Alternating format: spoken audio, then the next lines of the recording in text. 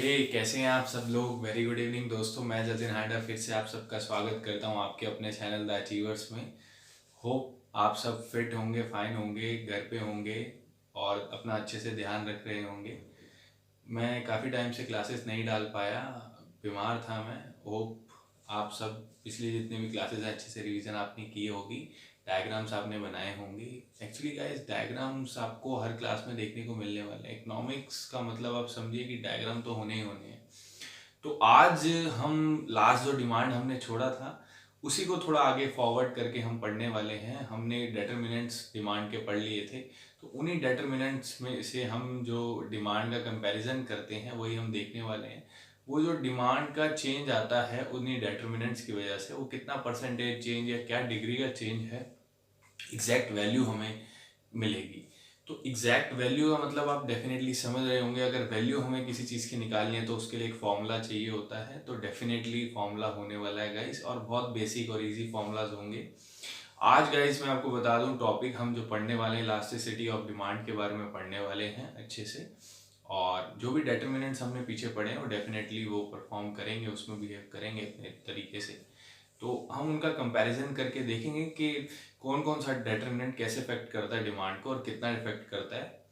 ठीक है गाइज, वो परसेंटेज ऑफ जो चेंज आता है ना, जो एग्जैक्ट वैल्यू हमें मिलती है कि मान लीजिए 2 रुपए किसी चीज़ का प्राइस था तो वो अब 3 हो गया, तो वो कितना परसेंटेज ऑफ चेंज आया, तो वो हम देखते हैं इलास्टिसिटी ऑफ डिमांड में गाइज।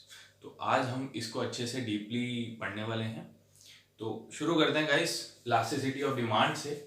सबसे पहले it is the percentage change in quantity demanded divided by the percentage change in one of the variables on which demand depends.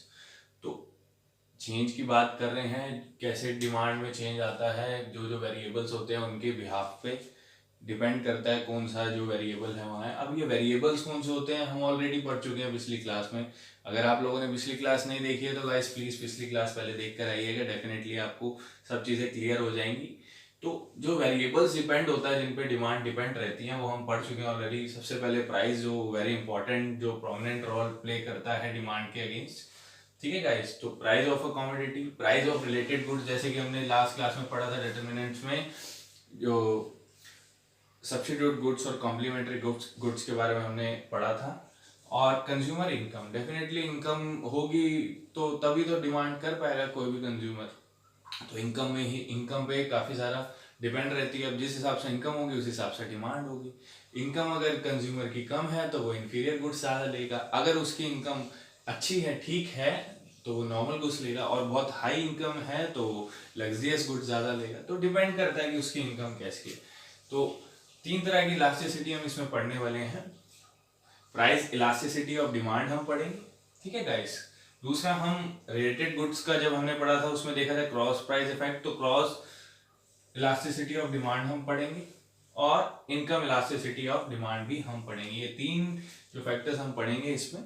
सबसे पहले आज हम शुरू करेंगे थोड़ा सा प्राइस इलास्टिसिटी ऑफ डिमांड में, और हम इसका कुछ फॉर्मूला होता है जिससे हम एग्जैक्टली इलास्टिसिटी का रोल हम जो प्ले करती है इलास्टिसिटी, वो हम देख पाते हैं एग्जैक्टली कितना डिग्री चेंज आया। तो ये फॉर्मूला से, जैसे कि मैंने आपको बताया, तो वो हम आगे देखते हैं। तो it is the measurement of degree of change. Price elasticity of demand की मैं गाइस बात कर रहा हूँ, तो it is a measurement of the degree, कितना डिग्री चेंज आया, change in demand in respond to a change in own price of a commodity. तो प्राइस के चेंज होने पे डिमांड में कितना चेंज आया, वो हमें प्राइस इलास्टिसिटी ऑफ डिमांड बताता है। और इसके अलावा it is assume that consumers income, taste and preferences, all other factor goods are constant. जो जितने भी बाकी फैक्टर्स होते हैं, जो टेस्ट ऑफ प्रेफरेंस हो गया, फ्यूचर एक्सपेक्टेशंस हो गए, जितने भी अलग डिटरमिनेंट्स होंगे वो सब के सब आपके कांस्टेंट होंगे, क्योंकि यहाँ हम जो कंपैरिजन कर रहे हैं वो प्राइस और डिमांड के बीच में ही कर रहे हैं। ठीक है गाइस, कभी भी आप ये फॉर्मूला लिखेंगे तो सबसे पहले माइनस लिखा हुआ है, ये माइनस डोनेट करता है इनवर्स रिलेशनशिप। ये बताता है, ये माइनस की प्राइस और क्वांटिटी डिमांडेड में इनवर्स रिलेशनशिप है, इसलिए इसके फॉर्मूला में माइनस लिखा होता है। और ठीक है, अगर यहाँ ऑलरेडी माइनस दिया हुआ है तो इसका डेफिनेटली मतलब है कि कितना परसेंट फॉल हो रहा है, वो क्वेश्चन में आपको दिया होगा। तो इसका फॉर्मूला जो होगा गाइस, सबसे पहले ईडी और ईपी, मतलब इलास्टिसिटी ऑफ डिमांड और elasticity of price, minus percentage ये डेल्टा का मतलब होता है change, percentage change in quantity demanded divided में परसेंटेज चेंज इन प्राइस। ये आपका पहला फॉर्मूला होता है। इसी को इलेबोरेट कर दें आगे तो हम इसे ऐसे भी इलेबोरेट कर सकते हैं, किसी भी तरीके से क्वेश्चन न्यूमेरिकल आपको आ सकता है। New quantity demanded minus old quantity demanded divided में ओल्ड क्वांटिटी डिमांडेड इनटू में 100। डिवाइड में new price minus old price divide by old price into में 100। तो ये एक फॉर्मूला दूसरा आपका होता है। और तीसरा फॉर्मूला ऐसा भी आ सकता है, डायरेक्ट आपको प्राइस और क्वांटिटी के बारे में पूछ लिया जाए, जिसमें चेंज ऑफ क्वांटिटी डिवाइडेड में चेंज ऑफ प्राइस इनटू में प्राइस अपॉन क्वांटिटी। तो ये तीन फॉर्मूला के पार्ट आप देख सकते हैं जो आप आगे पढ़ेंगे प्राइस इलास्टिसिटी ऑफ डिमांड को। ठीक है गाइस, तो इसको आप अच्छे से फॉर्मूला को प्रैक्टिस कर लीजिएगा। मैं न्यूमेरिकल, अब ये फॉर्मूला पे आपको न्यूमेरिकल करके मैं दिखाऊंगा ताकि आपको और ज़्यादा क्लियर हो जाए चीज़ें। ठीक है गाइस, ये हम जो वेरिएबल्स हैं वो ऑलरेडी और भी वेरिएबल्स होते हैं, तीन ही मैंने यहाँ पे लिखे हैं। टेस्ट एंड प्रेफरेंस हो गया, फ्यूचर एक्सपेक्टेशन हो गया, पॉपुलेशन साइज, काफ़ी सारे फैक्टर्स होते हैं। तो मैंने यहाँ तीन मेन फैक्टर्स लिखे हैं जिन पे बहुत ज़्यादा डिपेंडेंट रहता है हमारी इलास्टिसिटी। ठीक है गाइस, तो गाइस एक न्यूमेरिकल सॉल्व कर लेते हैं इन फॉर्मूलाज के बेस पे। Price of a good falls by 10% and the quantity demanded rises by 20%. Calculate elasticity of demand. तो elasticity of demand का फॉर्मूला क्या होता है guys? Percentage change in quantity demand, percentage change in price. तो यहाँ पे जो क्वांटिटी डिमांड है वो 20% से राइज किया है और जो प्राइस है वो 10% से फॉल किया है। तो इलास्टिसिटी ऑफ डिमांड क्या आ गया हमारा 2।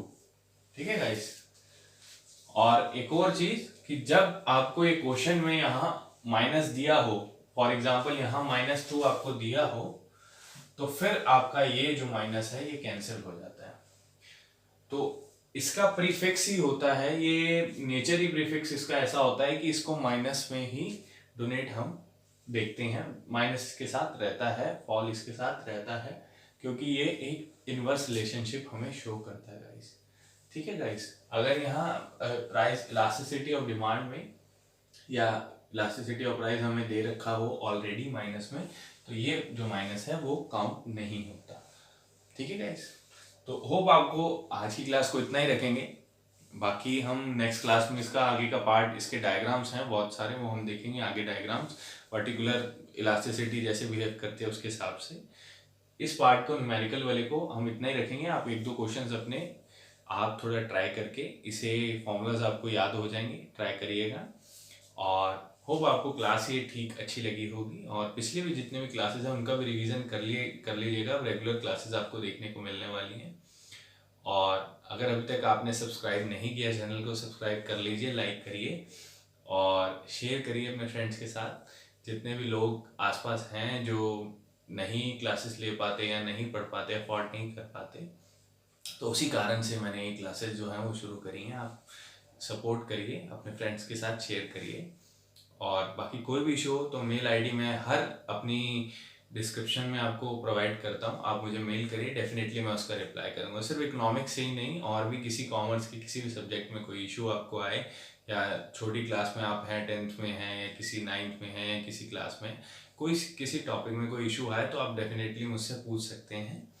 ठीक है गाइस, तो आप मुझे मेल करिए, डेफिनेटली मैं रिप्लाई करूँगा। और तब तक के लिए स्वस्थ रहिए, ध्यान रखिए और शुक्रिया। Thank you.